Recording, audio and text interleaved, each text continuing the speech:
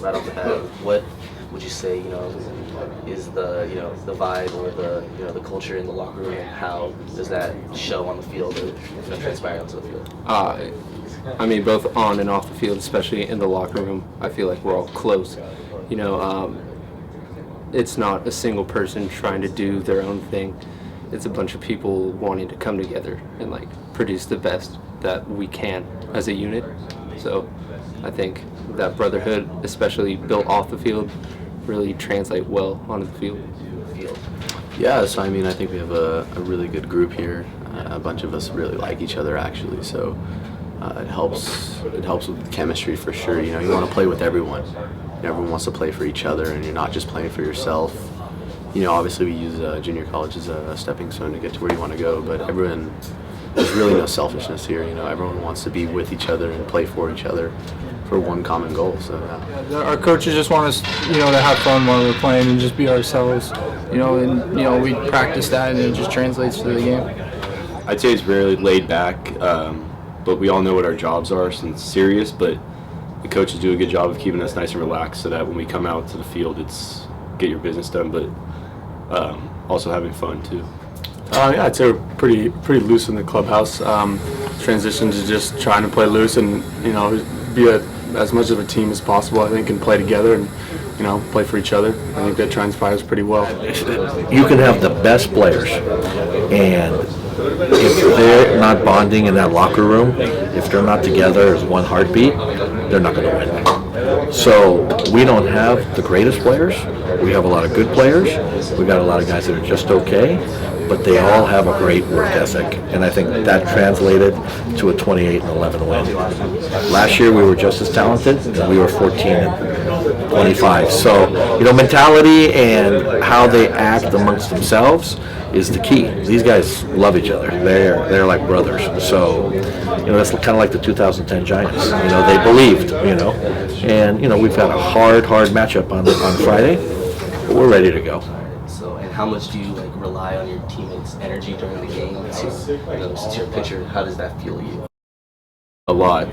When they're loud in the dugout and they're scoring runs and stuff, when they're energized, it makes me do a lot better as well because I'm feed off their energy. I don't know. I don't know. I just love to do it for my team, and I gotta get that last out. They're very important, so I kind of just try to use the pressure and give me a little adrenaline. I think more than anything is what I'm fueling off. So You're always pulling for your teammates, so especially when they go the extra mile to make something spectacular happen, you're always going to be fired up for it. So in the course of the season, 40-game season, how have you seen your team grown over the course of the long season? Yeah, offensively, we've done it early on. We struggled with off-speed pitches, and we've done a good job laying off them now and getting our pitch and just trying to have quality at bats. So we've definitely been building on that, every game. I think definitely defensively in the beginning we struggled a little bit, just trying to find guys to fit in different positions, maybe some positions that they're not used to.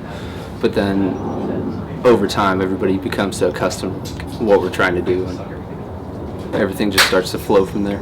How do you lead the team into the mentality that it's just a loss rather than it's a 3-game loss? Because we play 40 games, and our philosophy always, mine as the head coach, is it's not a sprint, it's a marathon. You're going to lose.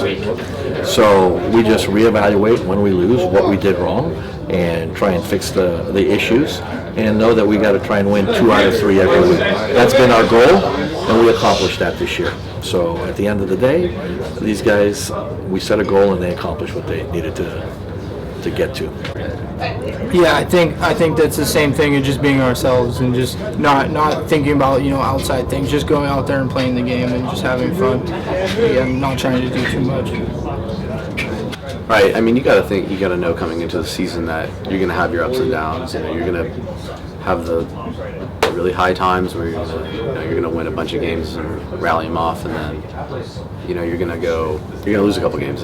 That's just baseball. You're mentally prepared for it before you even get to the season, so it's going to happen. You're going to lose a couple. It's going to be tough losses. That you're going to win a couple as well. I think we just don't look at it as a streak and just look at it as a single loss and then move on to the next game instead of looking like, oh, we lost 3 in a row. instead of it's just we look at it as, oh, okay, we lost this game, now we got to play another one tomorrow. So makes it a little easier. Just knowing my team has my back, no matter how good or bad I do, is always comforting. So having that cushion to fall back on, you're just not scared to go out and do what you have to do in order to try and win. How do you approach, every at bat, and how do you just stay consistent with your hitting and all that stuff? Our hitting coach does a good job, helping us with our approaches every game. Changes every time. New pitcher always changes. You have the same common goal. You have the same base of the approach, but you just adjust to everyone else. So it's a game full of adjustments, I believe, and you just adjust through the whole at bat.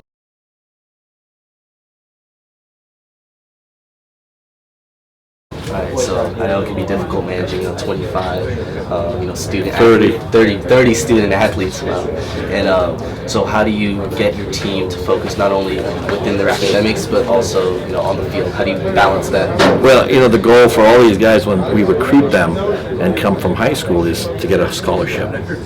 So you just can't be a good baseball player. Your academics have to be first at the end of the day. We've got 22 sophomores.